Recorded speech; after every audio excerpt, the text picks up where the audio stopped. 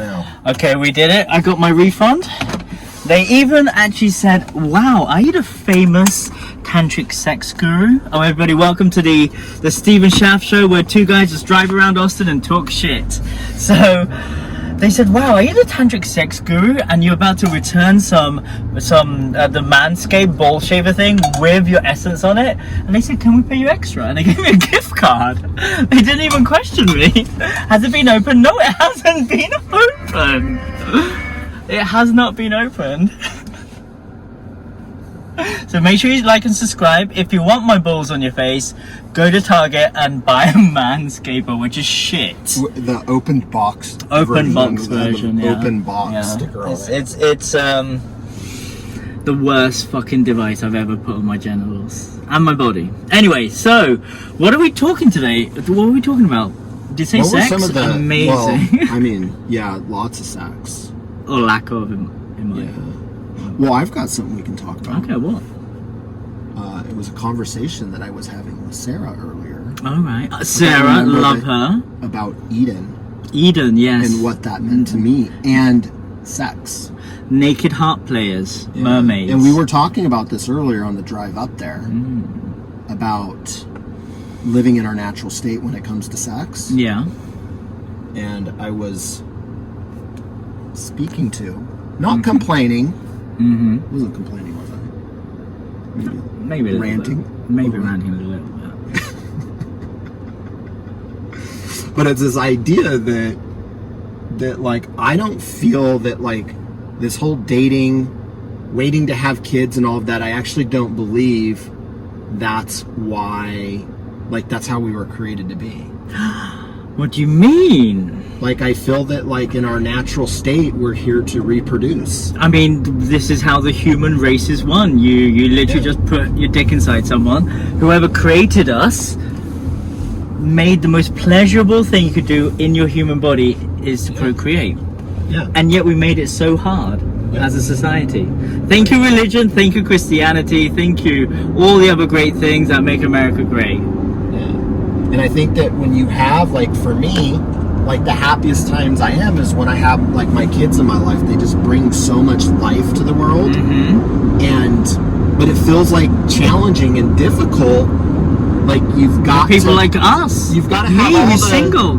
Yeah, it's like you gotta have a 6-pack, the 6 cars, the 6 houses, and the 6 wives. Well, not only that, but it's like, you know, you've got to make sure that you have the house, you have the job or the business, and then you know. So how? Whoa! It's like hold back. Yeah. How come people in Bangladesh who don't have any of that have 15 kids? How come trailer park people are able to have kids quicker than the middle class? Exactly, because there's a lot of. Well, I mean, it's kind of like everyone in the Matrix has the thing. You got to go build your little own matrix or kingdom or whatever, and then you have the thing. Yeah. Whereas I think actually, instead, how I like to do it is that. Well, I kind of did that. You got 3 kids. Yeah. Yeah. And basically, I just did it when I was 19, and I'm like, if I could figure it out at 19, like, why can't I figure it out now? I mean, you're looking for the 4th. That's right. I'm looking for the 4th. 3 sons, all from the same mother or different mothers? All the same mother. All the same mother. That's interesting in this day and age. It is. Do you think the whole construct and the pressure around finding love is just like existing in social media? Like all I get in my fucking TikTok is relationship stuff, showing the divide between men and women.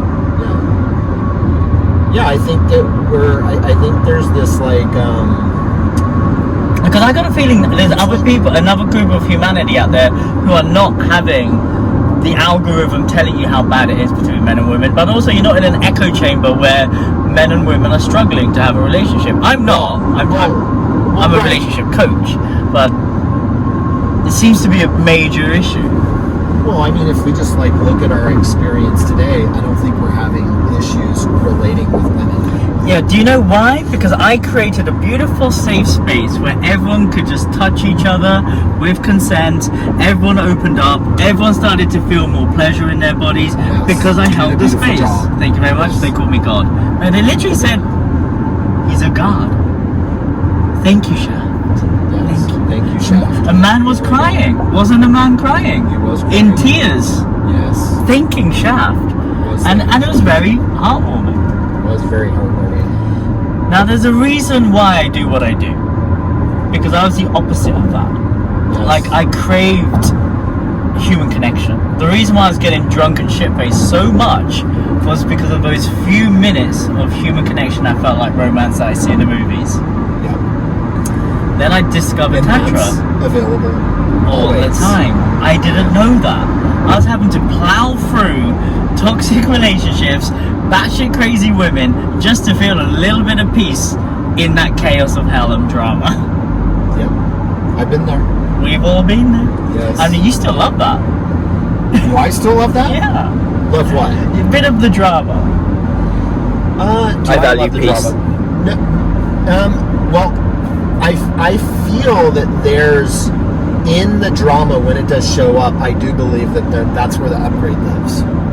It's like, because the drama is the shadow that's coming up, and it's like, what is there to shift? And the question then becomes that, are you choosing that? And do you need to choose that, or just say no and I'm choosing something else? And you do that very I'm the well. opposite. I'm like, give me peace, and in the peace we'll find pleasure and we'll have a lot of time. You're reliable, I'm reliable. There's certainty, there's clarity. We're in a relationship, Let's create a fucking vast empire and let's co-create it together. Oh, you got a hot friend? Bring her too. Oppa! Let's go. If there's one hot, powerful woman and there's two hot, powerful women and then there's Shaft, we got a tricorn relationship which brings triple the power and presence it's like, and pleasure. if one's good, imagine 5. Exactly. Now, how many men are managing to do that? None of them. How many women are managing to do that? Quite a lot of them, actually. Did you know, statistically, men joining women's harems is more successful and long-lasting than the other way around? Well, I think that's one reason why men are different, because men are actually, and this isn't a blanket statement, but there's been studies, like if you read John Gottman stuff, where men are happier when they're married. And here's the thing, though, is that they don't even have to be in a happy marriage. Oh, really? A shitty one? Yeah. But they generally live longer and make more money when they're in that, like, monogamous marriage. I mean, I believe that, because you got one thing covered. Even though it might be a bit shit. Right. It's like, something's Still better than covered. nothing. Yeah. I might have sex guaranteed once a month. Guaranteed. If she's not complaining and shouting at me. I have no idea what that's like. I don't know. Not anymore. I'm just reciting things I see. But I on was in a TV. marriage like that for 20 years. Okay, right. But I was I'm working with divorcees. I was also heavily drugged and medicated the entire time. And that's look, called there's a therapy. FedEx There's a truck FedEx. in front of Okay, mine. so everybody watching, make sure you like and subscribe. Stephen Shaft Show on the road, just complaining and like educating you about love and life. See you in the next episode. You gonna cook meat? Yes, I am. Great. Real man. Right.